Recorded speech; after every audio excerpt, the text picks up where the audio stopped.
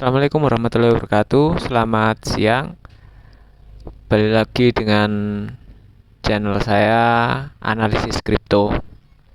Hari ini kita akan membahas Aurora kembali. Kita akan membahas sebenarnya seberapa banyak uang yang dipegang, koin yang dipegang sama Indodax setelah mainnet swap. Tapi sebelum itu, kalau rekan-rekan suka dengan channel saya, support channel saya, silakan subscribe, like, view, komentar, kritik, saran di komentar di bawah ya. Juga nyalakan notifikasi jadi sewaktu-waktu saya bikin konten baru, rekan-rekan bisa mantau. Oke, saya lanjutkan. Sebelum kita masuk ke seberapa banyak koin yang dipegang sama Indodax setelah mainnet swap Aurora, kita kasih gambaran singkat dulu terkait dengan kripto, dengan crypto coin, crypto token, dengan aset kripto ini. Bagaimana sih sebenarnya yang sulit dalam dunia kripto ini apa? Apakah membuat blockchainnya, apakah membuat tokennya, atau membuat koinnya, atau pemasarannya sebenarnya yang sulit. Jadi kalau kita mau baca-baca bagaimana cara membuat token kripto, sebenarnya caranya mudah banget ya. Cara untuk membuat token kripto mudah banget dan biayanya nggak terlalu mahal lah, nggak sampai jutaan dolar atau ratusan ribu dolar, enggak. Tapi yang berat itu sebenarnya apa? Yang berat itu sebenarnya membangun ide awal tentang underlyingnya koin itu apa, use case-nya di masa depan itu apa, dan mau dibawa kemana koin atau token yang sudah dibuat itu, bagaimana memasarkannya, bagaimana dari underlying dan use case di masa depan yang bisa digambarkan itu kita bisa menarik komunitas atau memasarkannya untuk menarik brand image yang sudah besar dan menjadi bagian dari pendukung koin yang kita buat seperti itu. Jadi misalnya ini website AuroraChain.io ini merupakan proposal mereka untuk menjual koinnya. Ini langkah marketingnya mereka kan, website ini. Jadi dia menggambarkan Aurora ini apa sih, masa depannya seperti apa yang mau dia bangun saat ini, apa yang sudah dibangun, yang sedang dibangun apa, dan di masa depan dia akan dibawa kemana. Misalnya seperti ini kan, dia memberi gambaran ke kita bahwa di masa depan dia akan mengembangkan IDE blockchain yang mendukung banyak bahasa pemrograman. Jadi dia kemungkinan bisa menarik banyak pengembang, komunitas pengembang untuk ikut serta mengembangkan ekosistemnya Aurora Chain seperti itu. Kemudian Aurora di sistem dia mau membangun Aurora di sistem distribusi aplikasi terdesentralisasi. Jadi dia mau membangun aplikasi yang apa? Ya, dia mau membangun sesuatu yang mampu memfasilitasi banyak aplikasi yang terhubung menjadi satu. Jadi siapapun bisa membuat aplikasi, kemudian aplikasi itu bisa terhubung menjadi satu, menjadi ekosistem yang besar dengan distribusi data yang akurat dan dengan mampu memfasilitasi ide-ide cerdas dari pengembang aplikasinya. Kemudian dia mau membangun Aurora Decentralized Exchange. Bagaimana jaringannya mampu menjadi exchange decentralized. Jadi tidak perlu lagi kita pakai Indodax atau kita pakai KuCoin atau exchange yang lainnya. Kalau kita mau beli Aurora atau beli koin-koin yang berada dalam Aurora, kita bisa mentransaksikannya dengan menggunakan USDT yang di-wrap atau BNB atau koin lain, langsung transaksi di dalam ekosistemnya Aurora itu. Kemudian Aurora Chain, dia mau membangun Aurora Chain, jaringan yang mampu menyediakan platform teknologi kelas komersil untuk berbagai industri ataupun untuk perorangan yang mau membangun koin atau mau membuat aplikasi atau membuat apapun yang berhubungan dengan dunia blockchain seperti itu. Dan dia menggambarkan keamanannya, sistemnya yang menggunakan mekanisme konsensus Temis itu. Selanjutnya dia menggambarkan bahwa jaringannya di masa depan bisa di-upgrade, mengadopsi teknologi paling baru. Jadi dia mau membangun jaringan Aurora Chain ini memiliki kemampuan yang mampu memfasilitasi upgrade yang mengadopsi teknologi terbaru di dunia blockchain di masa depan nanti, tetap dengan berdasarkan voting komunitas yang pegang Aurora Coin. Kemudian dia mau membangun jaringan paralel multi-chain. Dia mau membangun jaringan yang bisa berkomunikasi dengan berbagai blockchain yang memiliki sistem konsensusnya masing-masing. Jadi dia bisa dengan komunikasi transaksi dengan Ethereum, bisa komunikasi transaksi dengan Tron, bisa komunikasi transaksi dengan Binance. Dia membangun seperti itu. Nah, seperti itu. Yaitu proposalnya mereka yang tujuannya untuk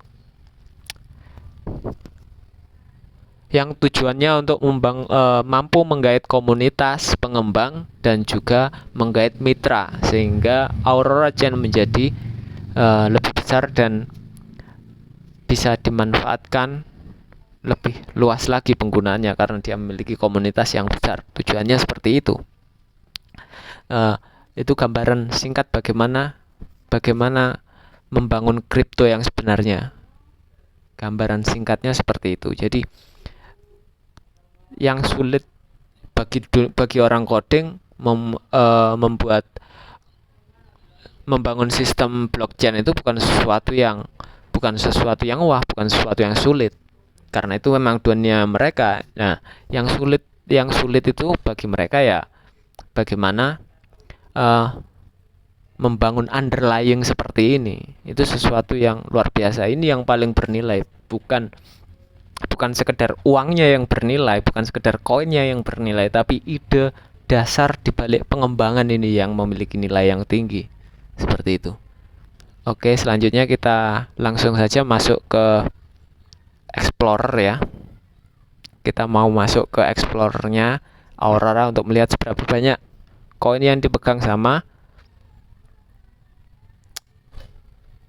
Indodax. Jadi sebelum saya lanjut lagi, sebelum mainnet swap dari ERC20, mereka sudah membangun terlebih dahulu Aurora Chain ini kan, dengan menentukan nominal slot untuk Aurora mainnet swap nanti sama 1:1. Maksudnya jika di ERC20 dia max supply-nya 10M, maka di Aurora Chain ini dia max supply-nya juga 10M. Seperti itu. Lah, pertanyaannya adalah apakah itu terjadi? Ya, itu terjadi seperti itu. Di Aurora Chain ini slotnya untuk migrasi mainnet swap dari ERC20 10M juga, sama dengan di ERC20. Hanya saja kan yang terjadi saat ini, proses mainnet swap ini masih berjalan 83%. Sisanya 17% masih di ERC20. Lah, ada pertanyaan lagi.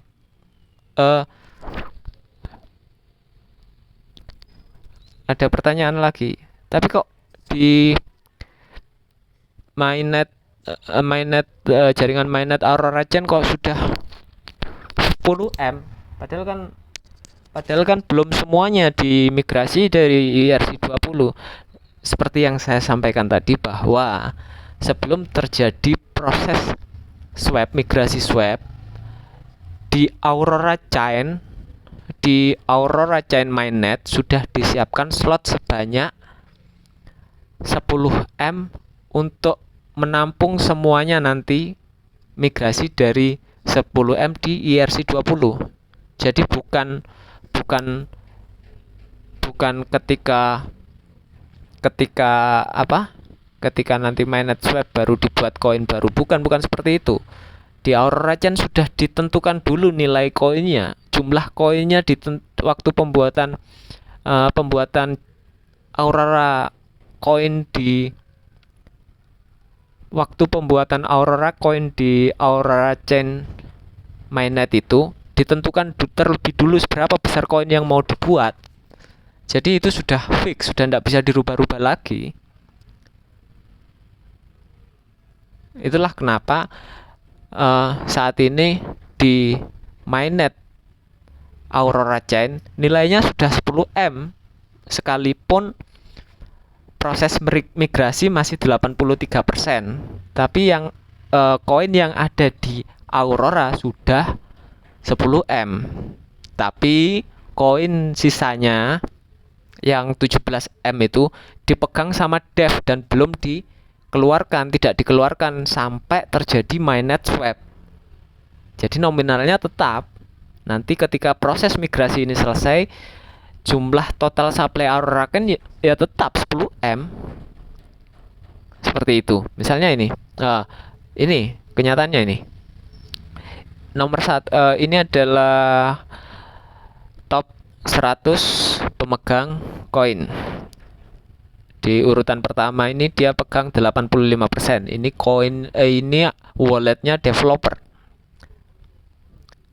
bukan walletnya Indodax. Memang benar bahwa proses migrasi mainnet swap yang memfasilitasi pertama kali adalah Indodax. Yang memfasilitasi adalah Indodax, tapi bukan berarti kemudian koin yang besar itu punyanya Indodax. Bukan, tidak seperti itu. Indodax tetap memiliki koinnya sendiri, dan koin yang milik developer yang untuk foundation, untuk tim, untuk marketing, dan untuk lain-lain yang tidak bisa yang sudah ada di white paper itu tidak bisa diganggu gugat. Dan sama yang 17% yang belum migrasi, yang disiapkan untuk migrasi sisanya dari ERC20 itu tetap di akunnya developer, ikut di 85% ini. Lah, selanjutnya sisanya ini miliknya Indodax yang ada di hot walletnya Indodax ini, yang nomor 3 ini. Itu di hot walletnya Indodax senilai 334.625.000. Itu yang ada di hot wallet tradingnya Indodax. Untuk yang 983.000 yang peringkat 2 ini, 983 juta ini tidak bisa kita asumsikan itu punyanya Indodax. Tapi dia juga bukan milik perseorangan. Kenapa bukan milik perseorangan? Karena nominal yang sebesar itu dengan volume transaksi dan proses transfer yang sebanyak ini, kita asumsikan dia bukan milik perseorangan. Dia juga sama mungkin walletnya Indodax untuk cold wallet atau seperti apa, kita tidak tahu. Anggap saja ini walletnya kumpulan dari cukong-cukong yang difasilitasi sama Indodax. Bisa jadi seperti itu, tapi saya tidak mengasumsikan lebih jauh tentang itu, tidak menjelaskan itu lebih jauh. Yang jelas, sewaktu kemarin saya menarik koin saya masuk ke Union Wallet, yang memfasilitasi adalah wallet ini, wallet Indodax, hot walletnya untuk trading. Jadi dari wallet ini langsung ditransfer ke akun saya. Ini. Nah, ini contohnya. Ini akun saya. Yang nomor ini, yang bawah sendiri ini akun saya. Ini akun saya. Nah, ini akun saya. Dapat langsung dari transfer dari walletnya Indodax. Kalau proses penarikan langsung ya, kalau proses penarikan itu langsung dari akun ini langsung dikirim ke wallet kita. Sementara untuk pengiriman ke wallet Indodax nanti ada wallet transit. Dia tidak langsung, dia pakai wallet transit seperti ini. Pengiriman mana ya, pengiriman ya? Itu AOA. Ini penarikan. Hike from to. Ini penarikan. Kalau pengiriman ada ndak contohnya ya? Misalnya kita mau masukkan akun ke transaksi ke walletnya Indodax. Kita mau masukkan ke walletnya Indodax.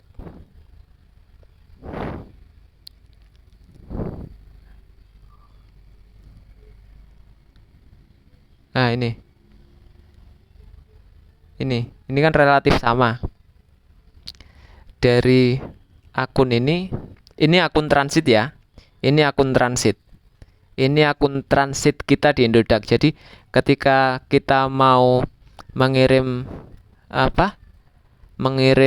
AOA ke Indodax, walletnya pribadinya orang pemilik user Indodax tertentu itu dia dikasih wallet ini. Yang bisa masuk ke wallet ini langsung ya Indodax, kita tidak punya akses ke sana. Ini wallet transit. Kalau mau ngirim ke Indodax pakai wallet transit dulu, baru dimasukkan ke walletnya Indodax seperti itu. Nah, ini walletnya Indodax ya. Seperti itu. Tapi kalau mau penarikan itu langsung dari wallet ini langsung keluar ke walletnya kita. Tapi kalau mau memasukkan ke Indodax, mau ngasih supply ke Indodax, harus pakai wallet transit dulu seperti itu. Jadi dari sini kita bisa lihat bahwa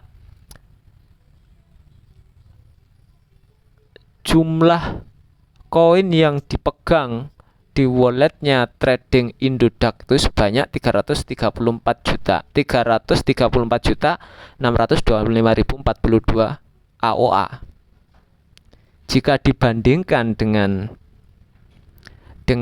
KuCoin, dengan exchange KuCoin, nilai jumlah AOA-nya di sana itu yang dia pegang itu 900 juta yang hold wallet, yang cold wallet mungkin sisanya atau dibagi dengan yang lain. Yang jelas di KuCoin transaksinya lebih banyak daripada di pemegang koin yang berada di trading walletnya lebih banyak daripada di AOA ini. Lah pertanyaannya selanjutnya, kenapa? Ya semoga saja ini dinotis sama Indodax ya. Karena di Indodax sendiri tembok ini tidak menggerak ini Indodax ya. Ini tembok-tembok semua 3M, 2M. Tembok ini tidak menggerakkan harga. Yang menggerakkan harga itu yang instant order ya. Sementara yang tembok-tembok ini menghalangi pergerakan harga. Pertanyaannya adalah kenapa dengan nilai